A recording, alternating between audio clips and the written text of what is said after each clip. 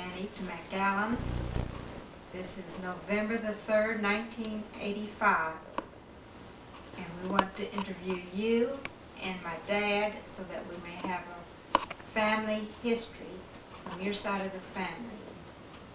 Fine. Would you like to tell us about what you can remember about your mother's early life and your father's early life? Well, don't know very much about my mother's early life. It was often quite early in life, and she didn't have anybody to be with, but just left alone. So we had a brother that was very wealthy, and they didn't have any children, so they took her in and raised her till she got married. And where was this at? In Bauska, Latvia, where we lived, where they both lived. What year did you come to the United States? 1906. 1906, and you travel by train, boat? Oh, well, no, we traveled by train from Bauska to Riga. Yeah, from where now? From where you live? Bauska was the town that we lived. Uh-huh. And you could take a train to Riga? When they took a train from Bauska to Riga. You see, there was Riga, there was Bauska, Mito, and Riga. It was just a straight line to the towns, the three towns, like one after another. And they took the boat there. See, because Riga was a port. Oh, I see. And you took a boat from there to... We went to England. England? Mm-hmm. From there we came to New York. Oh, so did you come through Ellis Island? Oh yeah, we had to come through Ellis Island, but we had passports. We didn't have to steal ourselves across the line, Yeah. like a lot of them. What was it like to see the Statue of Liberty? Oh, well, at that time, it impressed you, but not what it didn't mean that much to us because we didn't know enough about it. I see. So, Grandpa says he came into Galveston, that he didn't go to Ellis Island. Yeah, well, he came the other way, you see. He came... From Germany? From Texas. He came... He said he did come from Germany. I don't remember exactly. That's what he said. Mm-hmm. And we came from our part of the country. I came from Bauska. Yeah. But he came from Bauska too, but he went a different route. And of course he had to go by train and by boat too. We all had to go by boat who had a passport to England. And from there we were transferred wherever we were going to go. Some went to New York, some went to Philadelphia, some went to Texas. Just different. Yeah. They divide them up. Had Russia taken over your towns yet? Russia. Well, we were under the Russian king all along. Under a czar? Yeah, under the czar. Yeah. Who was that? Do you remember at that time? Nicholas. Nicholas? Mm-hmm. Were you glad to leave? Yeah, oh yeah. Well, at the time when we left, my sister and I, Pauline, it was, at that time, the Tsar proclaimed freedom of speech and freedom of press for a short time. There was a lot of students, the youth really, at that time some was revolutionist, some was Zionist, some was Bundist, and they all, they would meet secretly, at night, and they had little pamphlets they would give out and all that, but everything was secretly, because once the government find out, they would kill you, or whatever. Nobody can kill you. In order for him to find out who is who, he proclaimed all this. You see, freedom of press, freedom of speech, and you can just go ahead and have your meetings open, and it was just great. That's what they taught. Yeah. But he did that just purposely to find out who's who.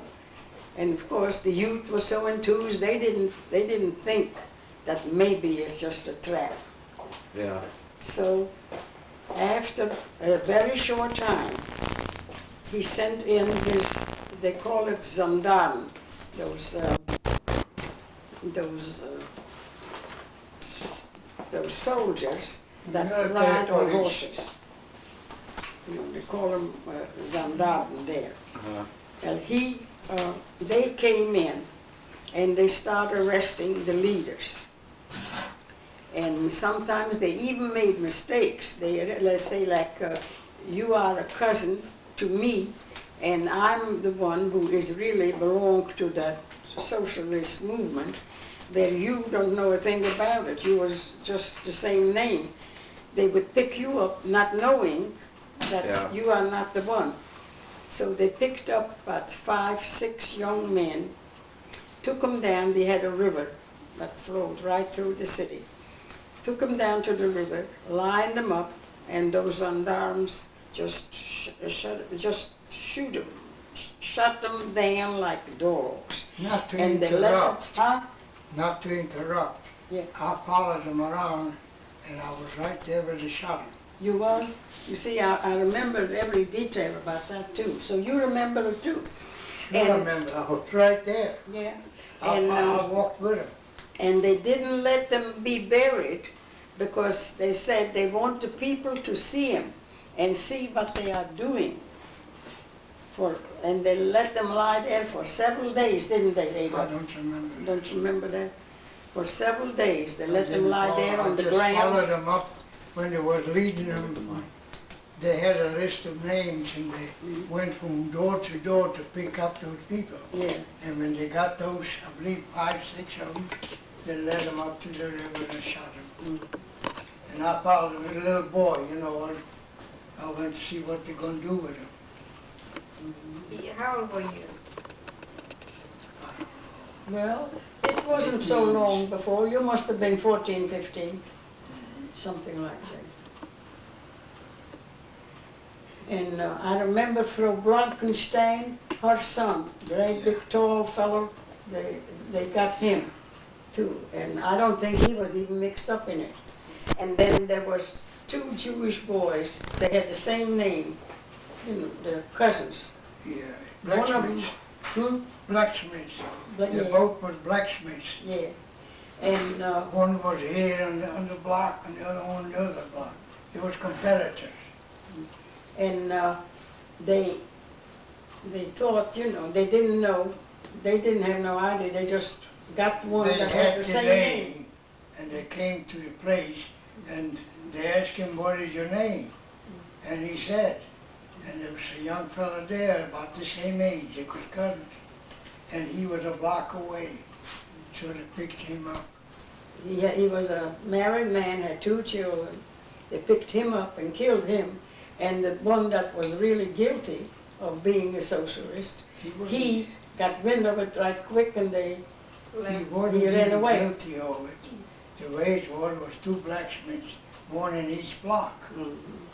And when one of them was making those instruments to meet the people that they were going to fight, making them out of iron picks.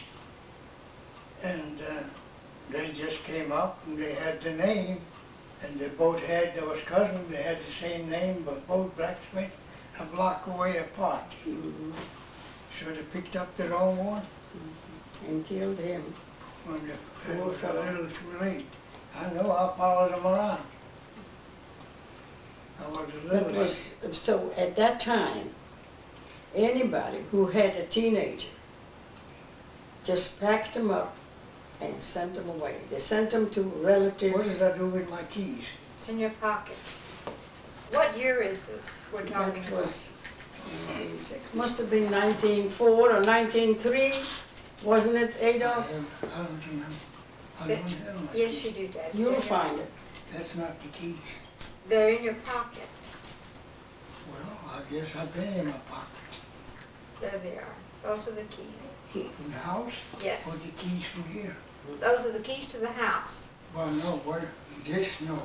Those are the keys to the house. I know, but I mean, I had another bunch of keys. You left them in the house. Why you did, left- why did I do that?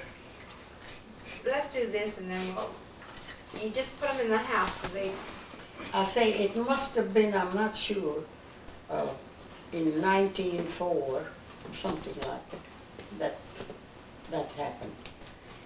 So, you know, anybody who had a teenager, somebody in school, they would took them out, send them to the United States. When they had somebody, even a friend, they would say, take him in. We'll send enough money for you to keep them up till maybe they get a little work or something. Because when you sent money at that time from Russia, from where we lived, to United States, if you send them $1, they would get only 50 cents. $1 of their Russian money, we would get 50 cents here. So you see, it took a lot of money to send from there here. But mothers and fathers did it in order to get the teenagers out because they didn't know when they might come and make another attack like that.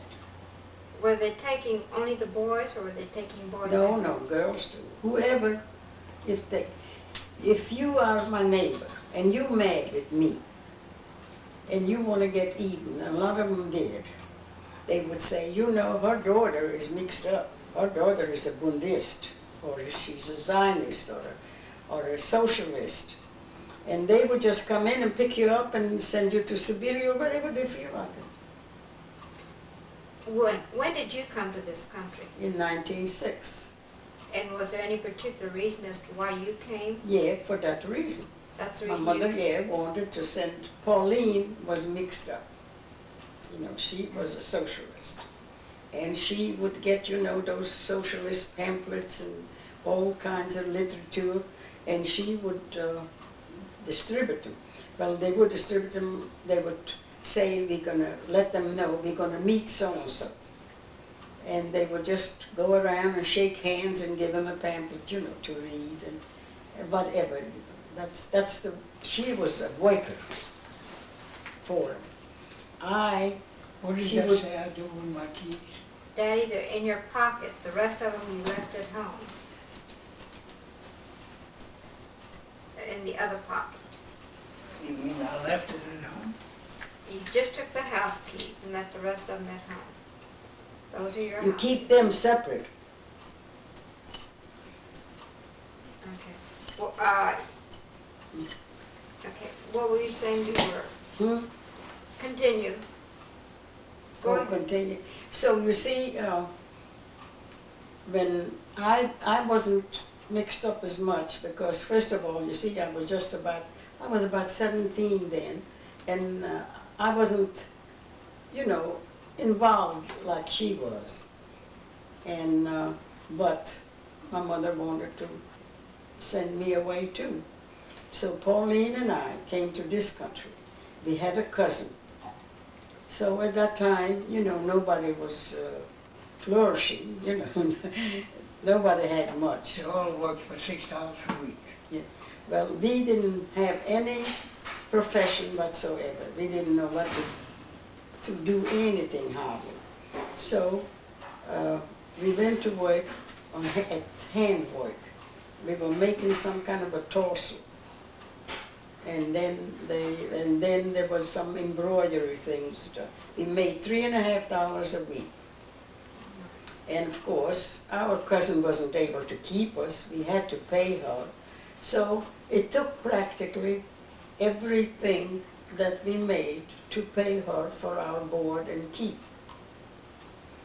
We had to do it because she didn't have to give it to us. She didn't have enough herself.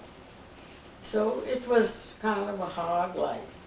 Pauline had her boyfriend, Solomon, already before she left Bauska. So, There was 2 communists in Russia yet, and they made contact They was handling one another leaflets and communication. So, and he came over too, because at that time, oh, I tell you, we might know what year it was, because it was the Japanese and the Russian War. 1905. 1905. So we left 1906, which is a year before. Because how come me to know the exact time my husband to be? But of course, you know, at that time I didn't know he was going to be my husband. See, he came here in 1905. He had just gotten out of the army. You see, in Russia, you have to go 4 years in the army. They pay you, I think, 60 cents a month or what, or something like it, to the soldiers. And you have to be almost a slave for 4 solid years. So he had just gotten out of the army. He had served his 4 years. Then he, just as he got out, the Japanese and Russian War broke out. Well, he knew good and well they're going to call him back right away. So for that reason, he made contact and got ready so he could come to the States. See, he wanted to run away, which he did. So he came south, to South Carolina. Pauline and I came in a year later, in 1906. If the war broke out in 1905, so that's what he says. I do not remember exactly. So when Pauline and I came, we stayed in New York with my cousin for about 8 months. Then her husband-to-be left and came to Texas because his family was there already. And he was going to bring Pauline with him, and they would go to Texas and get married in San Antonio, where they were. So when my cousin found out that I am in New York, he made a trip and came down there and proposed to me to marry him. He was 10 years older than I. And of course, you see here, I was a young girl. Pauline was going to leave. She was going to go to Texas. I didn't know what I could do. And it was, so when he asked me to marry him, I just decided that was a good thing for me, you know, in plain language, you know. Yeah. So I Okay, just took him up, and we He came wouldn't take any south, chances. and we lived there ever since.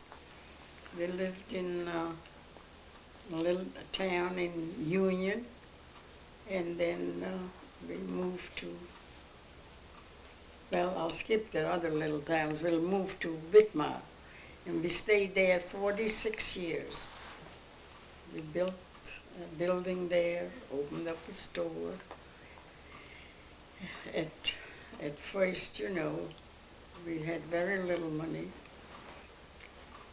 When my husband was peddling, you know, going around to sell merchandise, and I stayed in the store. And That was a Milltown?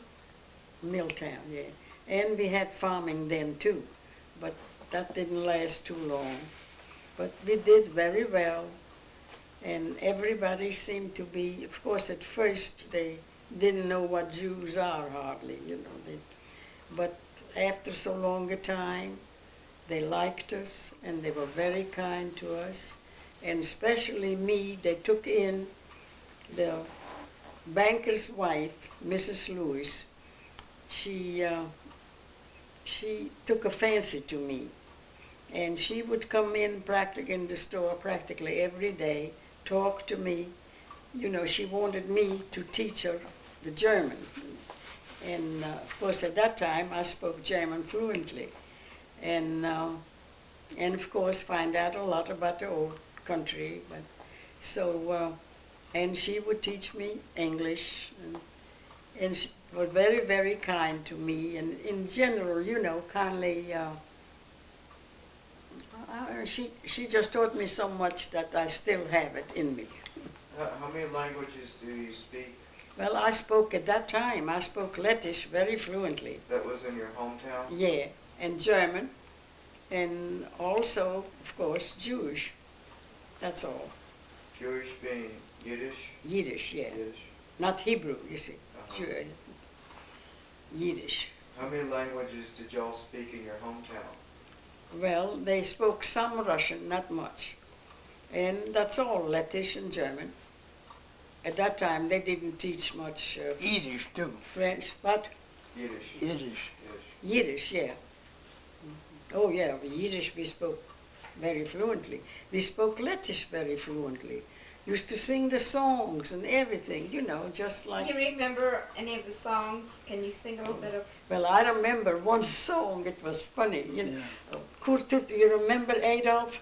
Yeah. Kurtu tetse, gailete mine. You remember that? Where are you going, my little rooster? See, you can imagine what kind of song it was. But it was, for us, you know, it was great, you know, just... There wasn't much of a song. Huh? There were not much songs. No. At that time, Lettish was not a language with a grammar. But since then, they put a grammar to it. And now they teach it in schools even. But they didn't then. Now it belongs to the Latin. At that time it was part of Russia. When you lived there, was it part of Russia or was it an individual country? Russia. No, Russia. All, there, it was an individual country for a short time after the war. I see. And they didn't manage right or didn't know how to manage. They weren't big enough to be a country. Well, they weren't big enough and they just didn't know how either. And for that reason, they had to go back and they was back on The longest part of it is less than 100 miles. When did your mother come over? Mother came over after World War I. Did she come alone?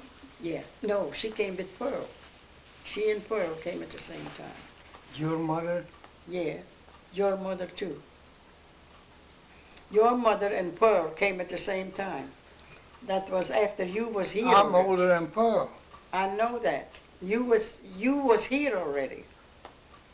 When Mother and Pearl came over here, you was here Yeah, that's right. doing the war. And then Mother, doing the war, we couldn't, they couldn't come. We didn't even know whether they are alive or dead, you know, because you couldn't correspond, you didn't know anything about them. So how did they make contact with you after the war? Well, they made contact with us after the war. In fact, Pauline found out, and she called me. She says I don't know how she got, in San Antonio, it was a big city, and they could find out a lot of things. And she knew that they let her know somehow, some way. And she called me and said, I had a word that they are all alive and well, because my father died during the war. When did you find out that he had died? Oh, not until after the war. We didn't know if any of them were alive when this went on. And we couldn't help them, you know, we couldn't give them a thing. You know, they needed help, they needed food, they needed clothing, they needed everything. But there is not a thing that anybody could do who lived in the States to send it to them, all during the war, and they had an awful hard time. They said they would stand in line for a loaf of bread for 24 hours. And of course, one person couldn't do it, so one person would go home, sleep a while, come back and relieve them. You see, you couldn't leave the line. If you do, you're out of it. And they would relieve them, and the other one would go to sleep. And that's the way they would stand in line to get a loaf of bread. And they would get, I think, a quarter of a loaf for a person. Oh my, after all that length of time. No food. It had gotten so bad there at one time that they would eat human. they would steal children. That's what our sister Rebecca told us. And And they didn't want to come when your mother did? Rebecca and Luba Oh. and Betty? Well, you see, Rebecca was married, and they had children at that time, you know, and after the war, they reestablished themselves. Before, they didn't want to come. After that, it was hard to come. You see, neither one of us were very wealthy. To bring over families, what can you do with them, you see? You had to support them, and we weren't able to do it. So, and then it wasn't so easy to come over either, so that was the hard trouble. And when your mother came, she came directly to San Antonio? Yeah. She had No, she came to my place, to South Carolina. Oh. She and Pearl both. Pearl left right away and then came to Pauline. And Mother stayed with me for a while, you know, for a couple of years. And then she came to San Antonio. You see, I lived in a small town, and they didn't like small town. She says she lived in a small town. So what? She lived in a place that wasn't a town. He says the place you lived in wasn't even a town. Oh, well, at one time, but then we moved to Whitmar, and it was a good, nice little sized town. How was your trip coming over from Latvia? For You Blapi? came over on the boat? Yeah, we How long came. did it take you? Well, I think it took, She went to New York at that time. yeah, you see, it took, I know, about 4 or 5 days to go from Latvia to England. But from England to New York didn't take long. I don't know how long, but anyway, it didn't take, don't remember, it was just about 3 or 4 days. But why that other took so long, they said it was something wrong. That Which one took long? it took long from Latvia to England. We had to come to England. How did you go? London, huh? How did you go to England? By boat. Boat? Oh, yeah. Nice boat. Daddy, you said it took you almost a month to come, 30 days. 30 days. Is that it? It didn't mean. I came to Galveston. But he came to Texas, you see. But it would take She- that much longer? I don't know why. New York and here, if you come from Europe to New York, it's 6 days. Mhm. But to come to Texas, that's once around the world. Maybe so. I don't know what the reason was, but Because they stopped in Baltimore and whatever. There's 3, 4 places they stopped. but you came by boat too, didn't you? Yeah, no, I didn't fly over. I mean, you didn't come by train or anything. Well, how can you come by train? Well, here? from Baltimore you could come by Oh. train. No, I came to Galveston. Yeah, see, that was Port Town, isn't it? And the Gulf of Mexico is rough. How were your accommodations on the ship? Very In the good. bottom. Hmm? He said he came on the bottom. Mhm. I didn't. It's very nice. And you see so many people, we didn't come, you know, 3rd class. I came 2nd class. So it wasn't bad. Then, I must have come 6. well, maybe because he was male, you know, that had something to do with it, because the Russian Tsar didn't want the males to leave the country. You see. And even if he was young, it was still a little hindrance. I came 2nd class, and you know, everybody gets sick. Well, it was, I was with a few other young people, Pauline and I, so we didn't get sick, but a lot of people got sick. And the 1st class was decked with all kinds of foods and beautiful, just like you see here today. That's the way the ship is, you know, when you travel 1st class. Well, we from the 2nd class, the youth, you know, would go in. The table was set, there was a lot of food, and a lot of them couldn't come out to eat because they were sick. So we ate. We had plenty of beautiful food and nice tables, tablecloths and all. Oh, that was nice. So we enjoyed it. What was your first impression when you came to the United States from Russia? Well, when we came to United States, like I say, where did we come? To a poor cousin who barely made a living, and we right away had to stop to think, About a job. what will we do, where will we find, how will we eat, and how will we sleep? And in order, this was our goal, we had to have that, and we didn't see how we can accomplish it. So we really didn't have, I can't even remember that I thought that I was in a different country. That wasn't on my mind even, on our mind. Was it like you expected it to be, or? Well, we didn't think. If we would have thought for one moment, it would have been like it was. Pauline was always sickly, and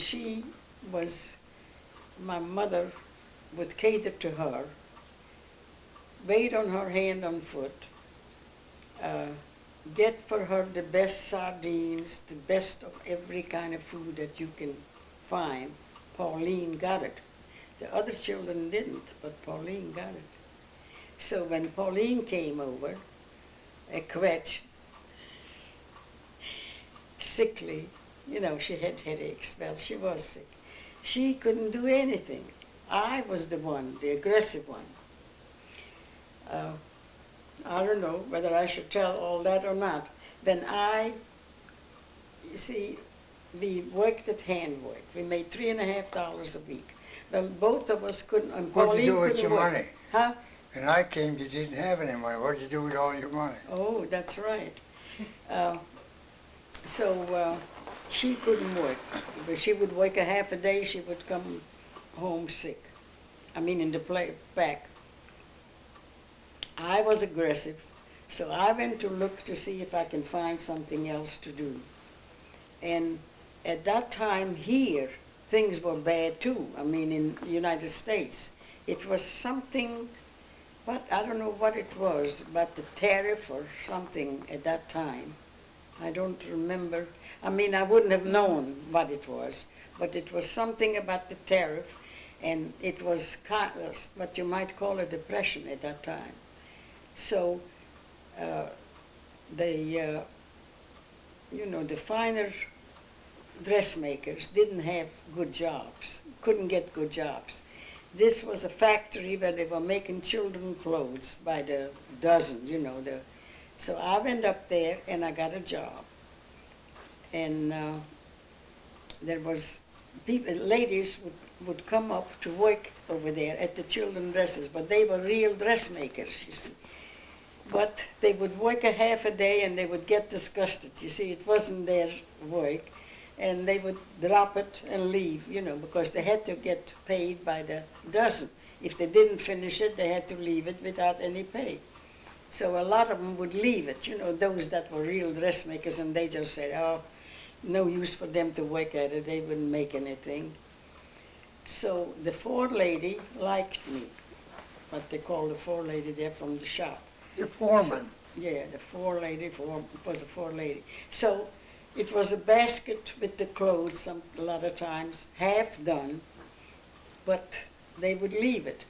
So she would always I went up there and I got a job. And she would always give me, if she had a basket half done, she would give it to me. When I finished it, I got paid for the whole thing, you see. So I made 1 week, I made close to $13. And I went into one of my other cousins, Gonne, gedenkst Gonne? Gewend met Rebecca. You know Rebecca, don't you? Anyway, so I told her that I made close to $13 that week. And Lord, that was gold. See, it was enough to feed Pauline and me for I don't know how long. So, and Pauline would stay home, stay in the place a lot of times, and just do a little cooking, whatever she could for she and I. And sometimes her boyfriend would come up too to get a plate of soup. Well, at that time when you went into the I want to tell you this. So when I told her I made $13 that week, she says, "How did you make it?" She didn't want to believe me. So I went upstairs and got my ticket, you know, your paycheck ticket. And I wasn't too lazy to do that. And wrote it down and showed it to her.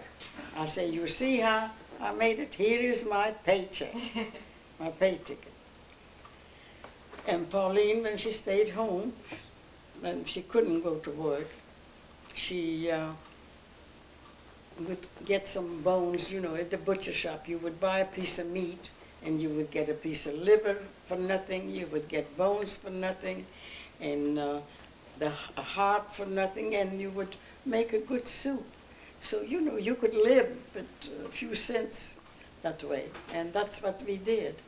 And we stayed in New York for 8 months. And then Pauline went to Texas, and I went to South Carolina. So y'all both got married about the same time? At the same time, yeah. Our children, my son was 6 months younger than Mary. Mary Lifshitz, Pauline's daughter. I remember one thing, you know, they was playing a German, you know, we didn't have shoes. We would walk on, our shoes didn't have soles on them, let's say. And that's true, because we couldn't hardly have them fixed. You know, we didn't have money enough to fix them. But there was playing a play, Das Licht, German play, in New York, and it was $2 a ticket. And you know, we didn't want to miss it, and we went to that show. We paid the $2 a ticket and went without soles on our shoes. And Das Licht was something like a socialist play. That is, they played the play, I remember that much. And she had, Das Licht is a candle. And the souls wore out already. Licht is a candle. So, and she had the candle, and when she put the candle in the window, they knew what to do, you know. You see, everything was secretive. So we had to see it, and we paid. We did without shoes, but we had to go to see that play. Was it I've worth never it? forgotten it, huh? Was it worth it? Well, for us at that time it was. It wouldn't be worth it today, but for then it was worth it for us. Because it was a German play, and because it was a socialist play. Of course, Pauline wouldn't want to miss it for anything. Was she active in? Yeah, in and the- she got to San Antonio, yeah. Her husband was a real communist. That's how they met. Yeah. A real communist. And he never made a living for her. They were married a long time. Oh, yeah. Well, did she become a communist? Oh, yeah. She was a communist. Yeah, she was. She still is, I think. Yeah, well, she doesn't know what she is now.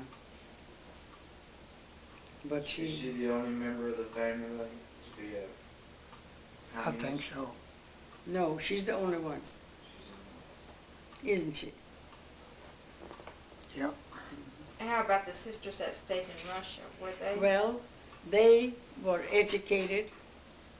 Luba was a bookkeeper, and she was very smart, made good money then. See, that's why they didn't care to come over, you know, before the war.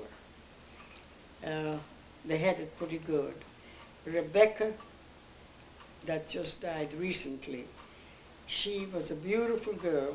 She had red auburn hair and beautiful features, and was well educated, and she would go skating, and you know, and just she was she was it.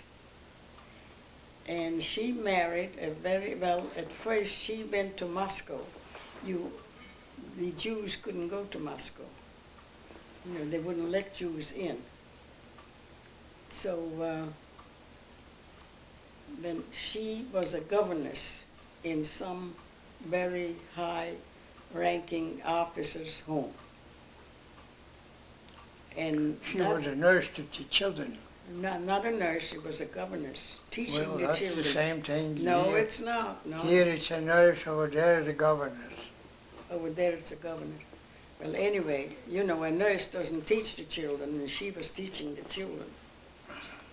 Then, after World War I, she said they could go to Moscow, and she was there, and that's how come them all to land in Moscow. Because of that. Because of her. And how about Betty? What did she do? Well, she was with them all. They all went there. But did she do anything special? Yeah, she was a bookkeeper, and she was very smart, very smart. It looked like the first batch of children were not as smart, where Pauline was pretty smart.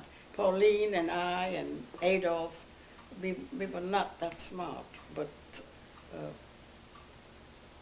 the others, after that, Pearl wasn't smart. Our father was a very brainy man. He had a wonderful memory, didn't he? Wonderful memory. And smart, nice, genteel man. Our mother was a go-getter. She was very aggressive. And of course, you know, the dealings, the way my father had the dealings with the meat. I told you how he did the meat, no? Daddy had mentioned something about it. You see, he had a standard order to deliver so much meat to Mito, the neighboring town. Well, there was no train going there. So you had to go by horse and wagon to deliver the meat. He had to deliver it twice a week. Twice a week, wasn't it that way, Adolf? I remember it all right, don't I? Okay. I don't want to mislead you all. For the government, for the soldiers. So he had to deliver so much meat twice The a way week. to make it simplified, Mm-hmm. the Jews only use the front end. They don't use the rear end. Here they do, but over there they don't. It's not kosher. It's got too many veins in the rear end. Oh, I see. So, You don't know that. The That's front right. end, the Jews ate, and the rear end they send it to the Gentile. And The they real say- end is treif. Yeah. You know So what treif is. when he'd buy up the draper part, He had a and standard order for that too. what do you mean a standard order? There's no such a thing as standard No. order. He'd buy up the meat, surplus meat, let's put it like this, and he took it to the big city and sold it sometimes direct to the big butchers, and sometimes when the big butchers was filled up, he'd peddle it off to the little butchers, a piece at a time, a rear end, mostly rear end. The Jews only ate the front end. The rear end has got too many veins. So The Jews, rear end was treif. the rear end never was used by Jews, never.